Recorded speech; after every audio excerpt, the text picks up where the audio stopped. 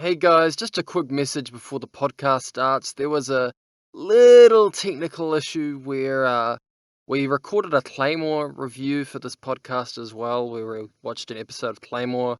That might be coming out later, but at the moment there was some technical issues and I've still got the file, but I need to do some work on it just to fix some things up. So what you're gonna hear is our manga review. We did another manga review, but what you're gonna hear is us coming back from a break. Obviously, that previous talk wasn't there, so it's gonna sound a little bit awkward, but I can't really do much about it at the moment. So sorry for the inconvenience. Enjoy the podcast.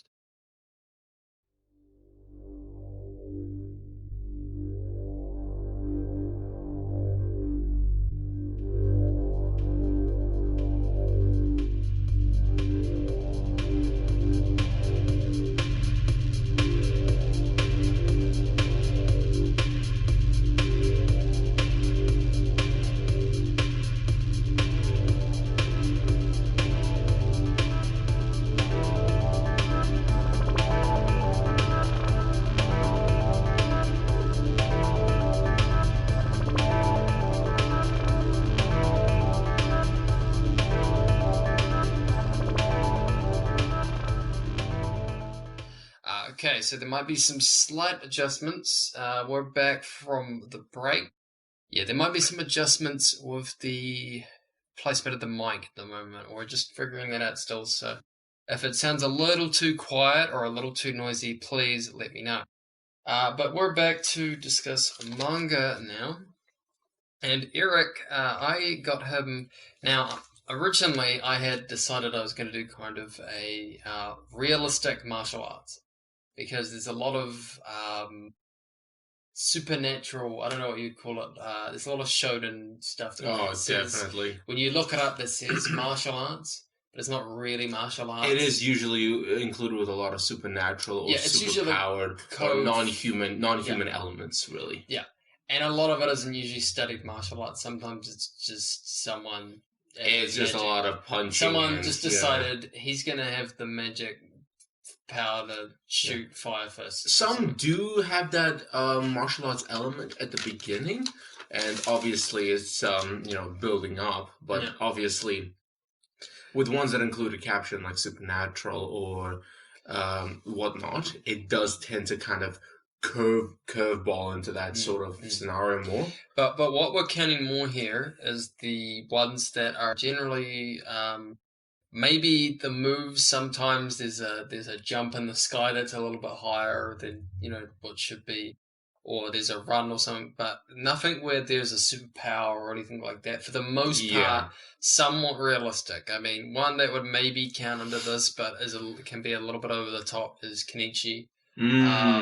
Because what we're counting here as well is stuff that's focused on training martial arts, then some sort of use for it for either self-defense or a tournament or something. Kenichi definitely has that element there. A lot of the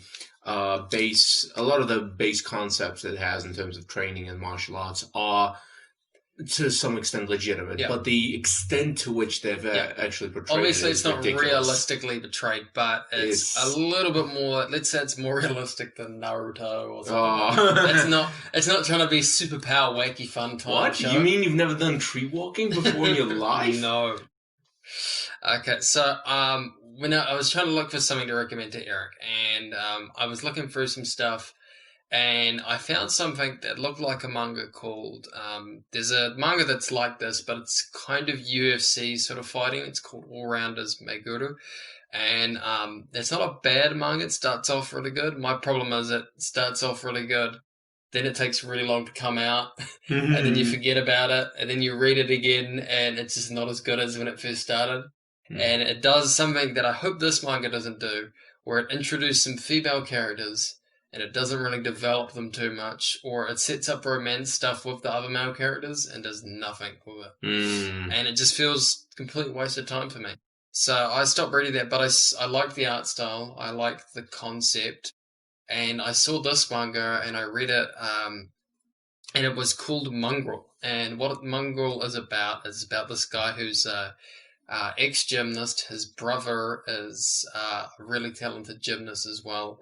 And basically, at the start of it, what we learn is he feels like he has uh, not let down, but he feels like he's held back his brother because they have a competition a couple years back, and it's actually from what I gathered, it's less about holding back. It's more the fact there's a clash of talent levels in this, because they're them being brothers. They do usually there is a bit of there is supposed to be a level of rivalry there. The big conflict that we have there is mostly. Sorry, there's a bit of a problem for it.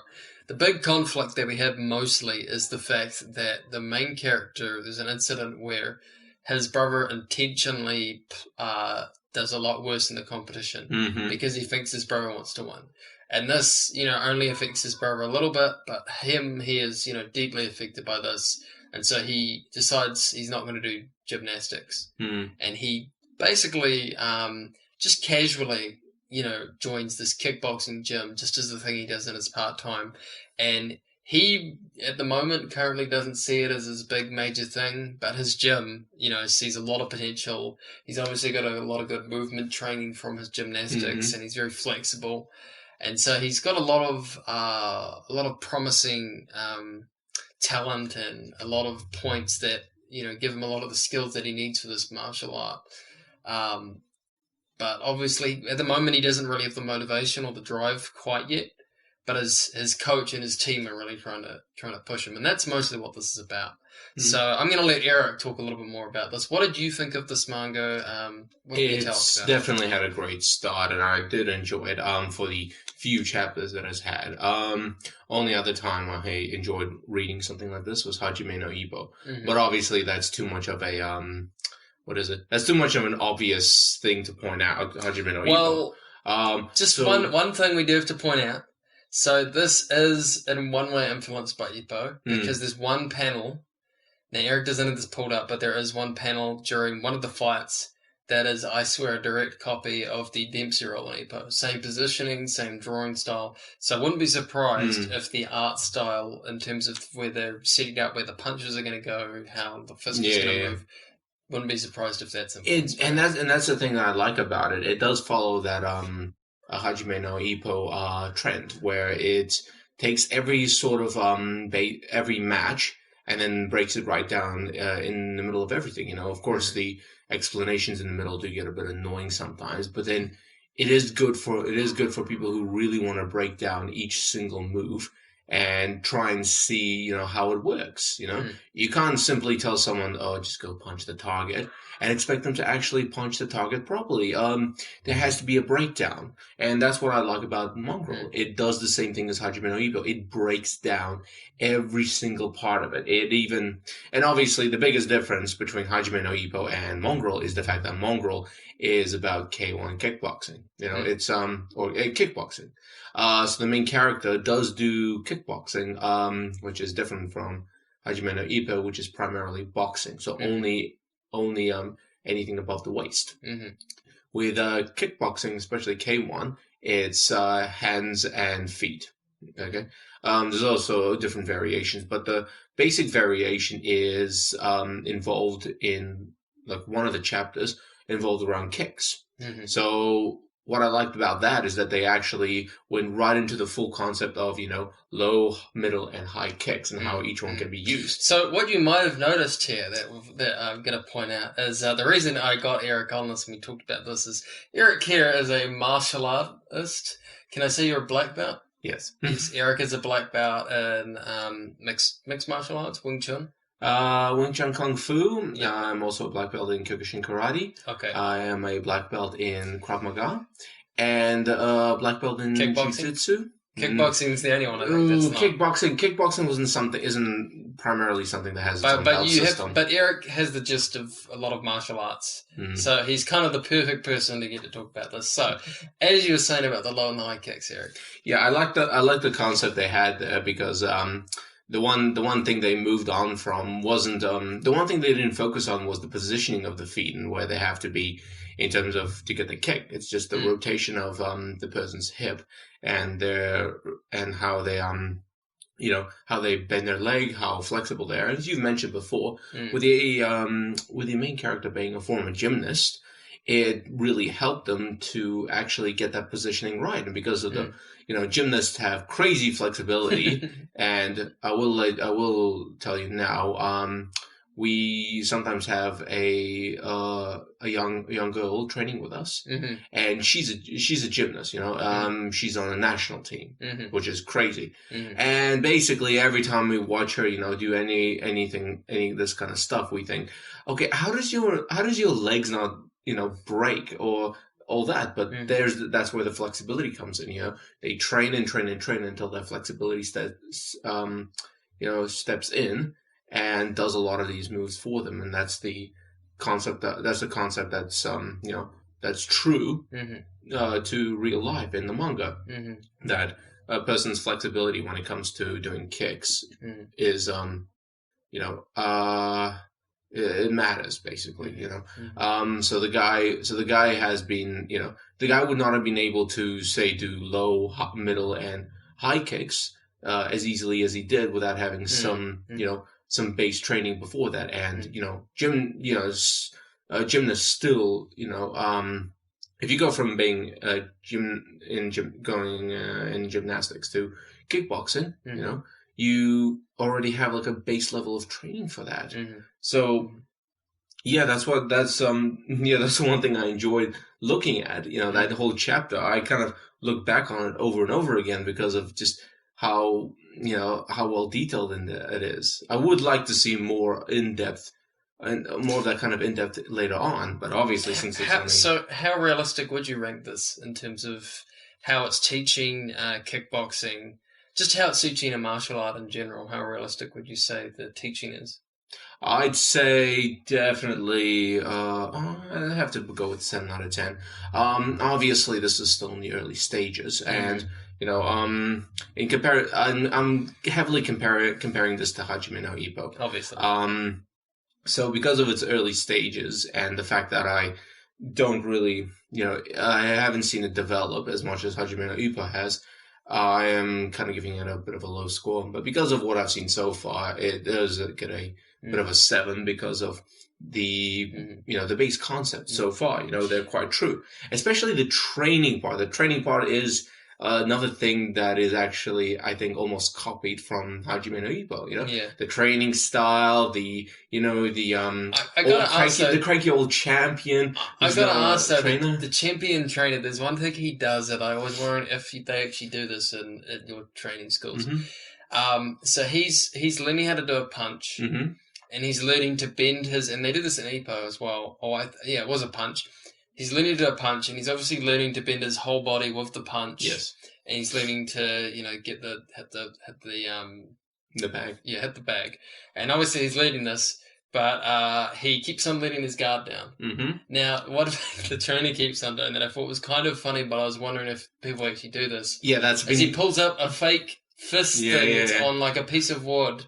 Now, I've seen these in martial arts movies, but I don't know if this is a real thing. It's a thing with a bag on the end. It's a real thing, but it depends. Okay. Again, but one important thing people have to know is that it depends. It's all different from gym to gym, dojo to dojo. So this wooden thing with a fist on the end of it, is an actual thing they sometimes use to.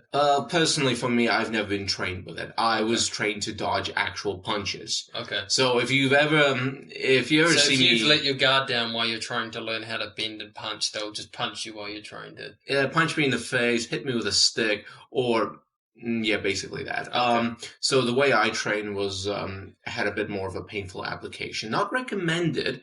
Okay, let me just point that out to anyone listening who wants to do something like this. It's not recommended that you apply physical force as hard as a punch or a strike with a stick, okay? It's better to do what Mongrel does and use something softer, but still has the same impact, because you do still have to teach someone how to dodge, how to block, how to get into the right position to basically to be well defended while carrying out a strike. Mm-hmm. There's a whole other level and other different concepts around this further on, but the base of it is the training in mongrel there was also interesting because this is not something I saw in Hajime no Ippo.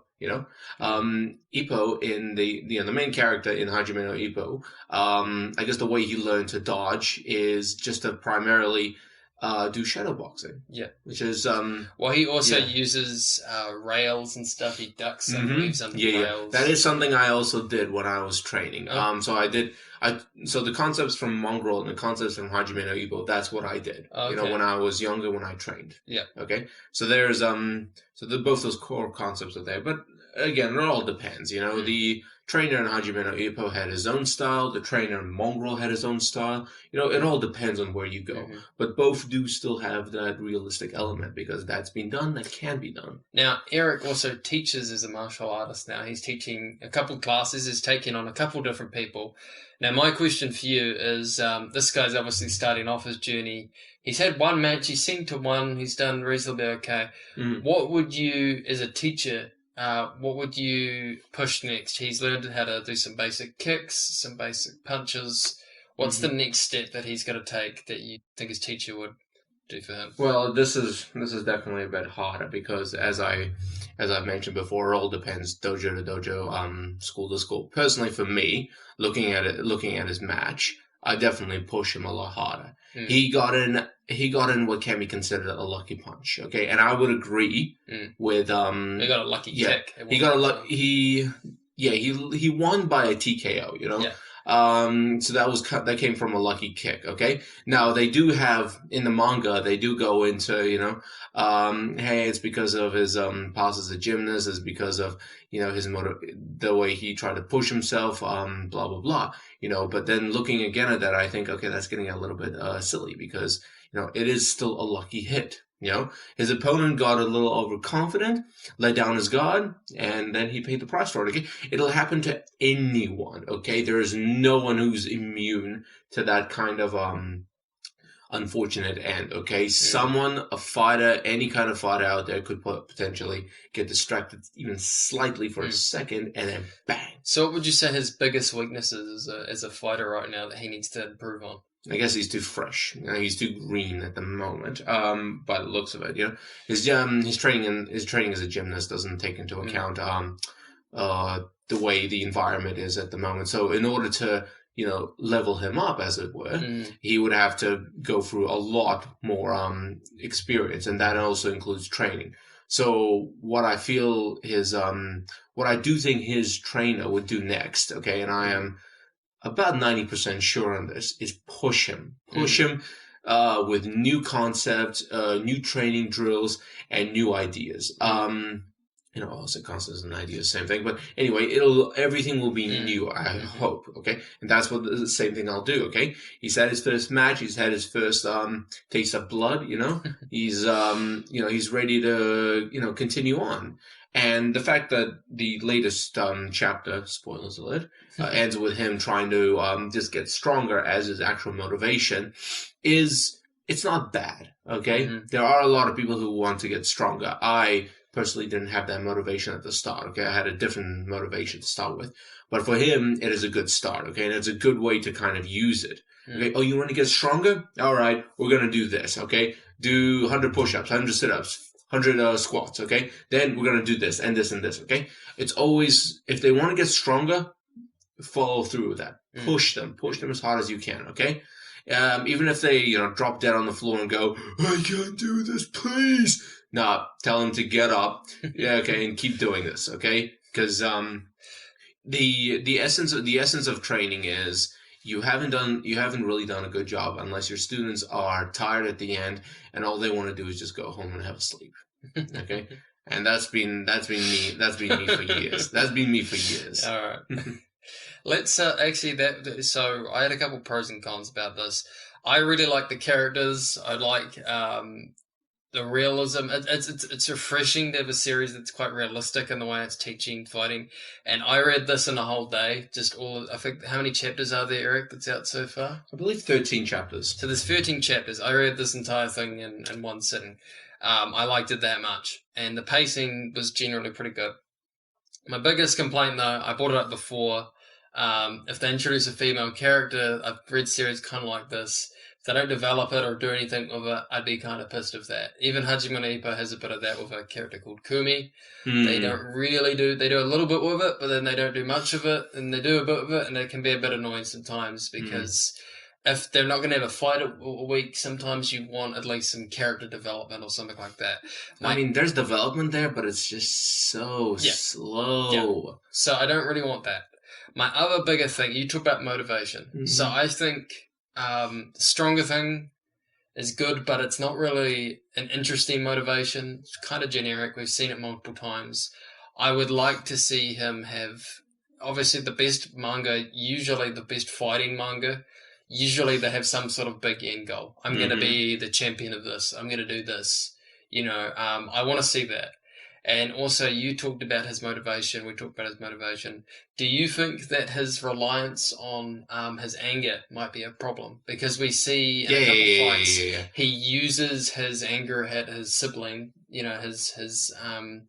His not disappointment, but his Frustration. frustration with what's going on with his family as his build for his fights, as his rage meter, Hmm. so to speak. No, it is a bad thing. And as one of my fellow shifus have told me time and time again, and has advised on time and time again, is that anger is not a great motivator for a fight. It Mm, leaves you open. It leaves you rushing headlong into your opponent. It'll basically you're basically a walking target if you're in anger. You have a narrow focus. Okay, mm, when you fight, you shouldn't have a narrow focus. You should have a 360-degree focus of your surroundings, of your opponent, and making sure you don't let any single emotion judge how you will actually carry out your moves. mm, In this case, the main character of Mongrel, because he's allowed his own anger, his frustration, and his own disappointment to motivate him to punch one of his underlings harder, is what basically landed him a kick to the face. mm, Literally, that'll happen. Okay, mm. and that's happened to me Mm, previously as well, and I learned from it. And yeah, there's still people out there. There are people out there who can use anger as a great motivator to fight, mm, but it's those who are experienced who can mm, use it. They see the anger, they feel it, and it clicks into their head. This is a great weapon for me to use. mm, But other people, like the main character, hasn't learned that yet. If he mm, wants to continue to use that anger and frustration as a weapon, he can. mm, But I feel like with the way this is going, that anger and frustration might just go away. mm, Okay, mm, so the only thing he'll have to do is either find a better motivation than getting stronger to actually continue on, or two, bring that anger and frustration and all that disappointment back, so he can actually have a reason to push himself further. mm, You mm. know, if it's the second part, it'll be a little bit sad because bringing a dead horse back just so you can keep beating it isn't the way to go. Mhm, mhm, He's gonna definitely have to mhm, find a clear motivation. mhm. Interesting. So, Eric, you were telling me before there's some other titles that are similar to this, some other things you'd like to also mention that are like Mongrel. This is what I've actually one thing that I've been looking into, and this is from my previous experience trying to find a realistic manga or manhwa as they've dubbed it in Korea. Korea. Yeah, in terms of realistic martial arts, that's the hard part. Okay, the closest I could have found looking through Korean manhwa in terms of realism is one called Girls High. Mm, Okay, it's one that follows a really really old trope from even Japanese manga, mm, where you have an all girls school and you have one guy visiting it, and chaos yeah, yeah, ensues. yeah. But in this one, the all girls high school is a well known fighter school, so it trains young women there to be top level fighters that Mm, later on may go into, say, security jobs or whatnot. mhm, Really good. It was really good. But then it just started getting silly. It went down the whole, romance rivalry route, and that got a bit silly. Another one, a few other ones I've seen. One is Bukido. I've seen. I'm gonna. Now you talk about realistic. Mm-hmm. Baki obviously has some clear influences. Clearly, the guy who writes it has read up on some martial arts stuff. Mm-hmm, yeah. As far as being able to draw it and portray it realistically, I'd have to give that maybe like a 1 out of 10. Yeah, that is an agreement. And I have watched the Bukido anime, the old version and the newest version. Okay, still the same kind of core concept of martial arts, but it's kind of geared it up to a ridiculous level. You got guys with overly big muscles that you clearly know would have only come from steroids, who can who have superhuman strength to pull off stuff that even Bruce Lee would struggle with, and it does get a bit silly, because realistically there's very few human beings on the planet Earth who can pull that off, and yet in the universe of manga like Bukido, there's plenty full of them, and they get stronger and stronger every single time. And I think the only other I'll only mention one other manga and one other manhwa that goes down this kind of route is one's called Ashura. Okay, that's a anime manga. So that goes almost in a similar path and pattern as Bukido. Okay, in fact, one clear instance of this is one identifying where the main character had to fight a sumo wrestler. Now, the hilarious part reading that part is the fact that while fighting the sumo wrestler actually goes to the monologue about how he's trained his own body to withstand a lot of impact in order to be able to take on, be the sumo, take punches and all that. But the thing is, while that's true to real sumo wrestlers, the way he described it is he'd be able to take stuff like knives, bats, clubs, bombs, grenades, rocket launchers. You can see where I'm going with this, right? It's like, okay, I understand that sumo wrestlers can take a lot of hits, but do not tell me that they can actually do grenades, rocket launchers, and bombs. That is no. You can't do that. Okay? And the manhwa in mention is God of High School. Okay, so that is something from the beginning I truly thought was going to be a great martial arts read, okay? Because it introduced over a dozen different types of styles of martial arts and fighting, okay? It introduced Taekwondo, it introduced karate, kung fu, it introduced Brazilian jiu-jitsu and wrestling, it was just like you are going down a great path, and then it just got ridiculous. It just went out to it didn't just go down the supernatural path. It went down the Dragon Ball Z. So the biggest plus for this manga mongrel, and let's sort of wrap this up with our final thoughts. Biggest plus, obviously, is that this is realistic, a little bit more. It's got a little bit more relatable in some ways. It's definitely as relatable as Hajime no Ippo, and I do hope that it. Do you find it motivated you a little bit too? It definitely has motivated me, and some of the core concepts of it is something that I, it has brought me back to the past and made me think, I did that. I definitely did that. That was fun. Okay, and that's something I would like to look forward to in terms of the development of the manga, and I hope it still follows that same development. All right. So since Eric read that, I was going to look at another sports or another sort of fighting anime or manga. I didn't do that. Instead, so my brother had recommended me to, well, he had read the series, he had watched the series Parasite, and he said it was really good. I read the first issue of Parasite. I thought Parasite was really good in the first issue, but I hadn't went and read the entire thing.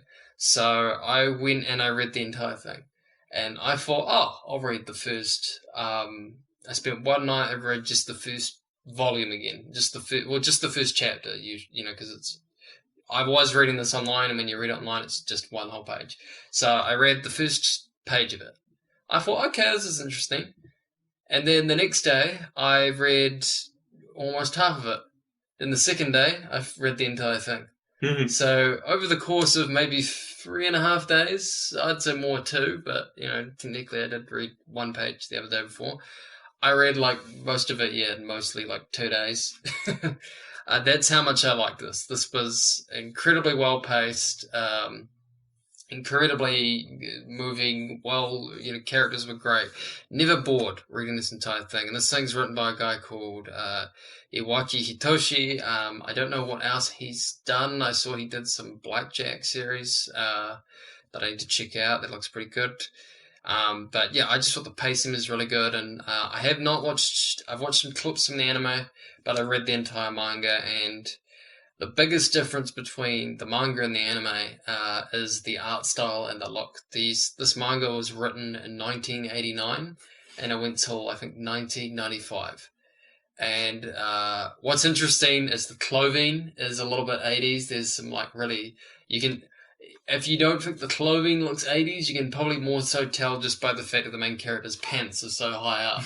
That's when you know you're reading an 80s thing. And it also kind of depends on how colorful it is as well, wouldn't it? Well, it's a lot of stripes and a lot of, the clothing suggests kind of 80s, but you see them in their school uniforms, you don't really think 80s. School uniforms haven't really changed that much in Japan from then to now. But the biggest difference was the hairstyles as well. The main female character, Murano, doesn't look at all that much like she does in the manga. She looks really different. She has a really different hairstyle, where her hair is more slick to the side, kind of short. Whereas in the anime, they kind of give her this weird sort of top knot thing. It's a bit different, and it's dyed a different color too. When I was reading it, I just assumed it was black. I always just assumed her hair's black because it's colored very dark black. But then in the anime, they gave her brown hair, and kind of this weird sort of dyed brown look. The anime kind of dyed brown. It's not like quite dark brown, not quite a natural brown sort of thing. Kind of like a chestnut color. Yeah, kind of like a chestnut. Kind of wood looking, but a little bit brighter than that, maybe. I mean, that's not exactly a uncommon color even nowadays, but for the most part, it wasn't. I saw from the updates that went bad. Obviously, the biggest difference is people have cell phones. There's a lot of people running to payphones in the manga, or going to like picking up the old school phones and So that's probably the biggest difference. But other than that, like, there's not really that many differences. But honestly, this manga just has a really great sense of humor. The main concept is this guy wakes up and he's got a parasite that's in his arm, and it tried to go and invade his head like all these other parasites do, but it couldn't get into his head, so it got stuck in his arm, and it's basically stuck in his arm. And it gets pretty funny from there. Migi is this alien that's in his hand, and it's kind of funny because Migi means right, and that's why he's called Migi. He's on his right hand, and he basically can have his mind of his own. He can move around, morph. The main guy's Izumi can morph his hand into just about anything. And he can, well, not necessarily anything, but he can become his own sort of person within his own hand. Essentially, it almost sounded like a play onto it's very a medical condition where it's like alien hand syndrome, where the hand basically moves on its own and does its own thing. Because I have actually watched a little bit of that, not read it, but watched a little bit of it, and that's the kind of vibe it gave to me. It's got a bit of a body horror angle. There are some scary moments, but for the most part, it's pretty light, and the comedy's pretty funny. Yeah, until you see any of the parasites and see them transform, and you think, "Oh my god!" Yeah, but it's usually pretty funny, especially when you just see just a panel of just Migi, the little alien things, reading a book while he's sitting on the bed by himself, like on his he's reading a book as well or something. It's the other thing too. The modern version, I think he'd obviously be on his phone or his computer. This one, he's like reading a book, or he's drawing something. But for the most part, it's got a really good sense of humor. I was laughing. There's a lot of funny jokes. There's some ridiculous stuff in there, like Migi keeps on Mickey keeps on trying to get the main character to hook up with the female character, not Mm-hmm. because he thinks they're like good for a couple, but because he wants to see them have sex to study it. That's yeah. And at one point, he Oh, morphs into a penis. Like, and the main character has to hide it. It's yeah, it was a pretty funny gag. yeesh. Which, by the way, sorry, this is going to be a spoiler, but I want to say this because this pisses me off. So most manga I read where they've got a main female and male character, especially this is like kind of a shonen-y feel. It's a shonen. It's something that I think now would be maybe classified as a shonen. But back then, since it was, they didn't really know what to. Since it's got a bit more blood and it's a bit more mature, it's technically seinen, but it's got kind of a shonen concept where it's a main character's got some sort of power or extra ability, and then there's all these other things around him that have got extra abilities, and it's kind of Monster of the Week-ish. Hmm. Except it doesn't pace it like noticeably enough where you notice, oh, it's a Monster of the Week sort of thing. They actually pace it so well that you forget almost sometimes, oh, there's another Parasite coming after him after the previous one, week after week. You don't really notice it, especially because this isn't too long either. It's only 10 volumes. But one thing I did like is, in a lot of shonen manga, the main character, the main female character, they might not even kiss at the end of the manga or hold hands or anything. This manga, the main character fucking gets laid. Mm-hmm. And I'm not, I wasn't reading it like, yeah, I want to see the chick fuck, I was like, thank God that this main character, we've seen this relationship develop. We've seen they finally actually, act like a couple. They don't even have to have sex, but it was like, at least there's some sort of initiation that they're a couple, that they've progressed in their relationship. And we see, like, at the end of the manga, they're dating, So there was a lot of good things like that. Yeah, so I liked that part of it. I thought there was some similarities of Devilman I noticed with the main character gets this thing on his hand and he slowly starts to change, kind of like Devilman does in the manga, where Akira's this wimpy kind of guy, and then he slowly becomes a tougher guy. So there's a bit of that, and there's a bit of the sort of puberty angle, kind of like Devilman, where he's got this thing that's growing and changing him. So I definitely noticed that, and there's a bit of. I was a little worried because it had that Devilman angle that there was going to be some depressing ends and some things happen. Because if you've read Devilman and you see, what's going on in this manga, you're like, oh, I hope they don't go the same way as Devilman. Because, yeah. So I noticed that, and yeah, the art style. Actually, the other thing I should mention is the art style is very kind of 80s too. It's very similar to Tsukasa Hojo, who some people might know, who did City Hunter and F Combo and Cat's Eye. It's got sort of that look where some of the characters look kind of mature. They look a little bit old, but they don't necessarily look out of their age. They just look kind of old for their age. But characters are drawn very maturely. They're drawn very detailed. It's, there's a lot of masculine features in there and stuff. There's not a lot of pretty boy type characters. Even some of the female characters are drawn a little bit more masculine. That's the biggest thing I noticed. Which, speaking of female characters, I gotta admit, even though she is an evil parasite, I did find the teacher character kind of attractive. She is a good-looking drawn character, even if she is possessed by an evil parasite. And she was an interesting character to follow.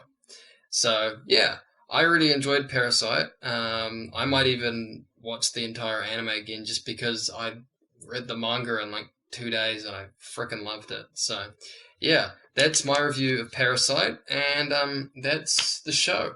No, definitely. Yeah. A bit of a long talk as well, and I did enjoy having a conversation with you about martial arts manga. Yeah, we got some interesting stuff out. Yeah, especially since we managed to actually find another manga, which does not, include supernatural or Dragon Ball Z elements, as some might see in a few of these. Yeah.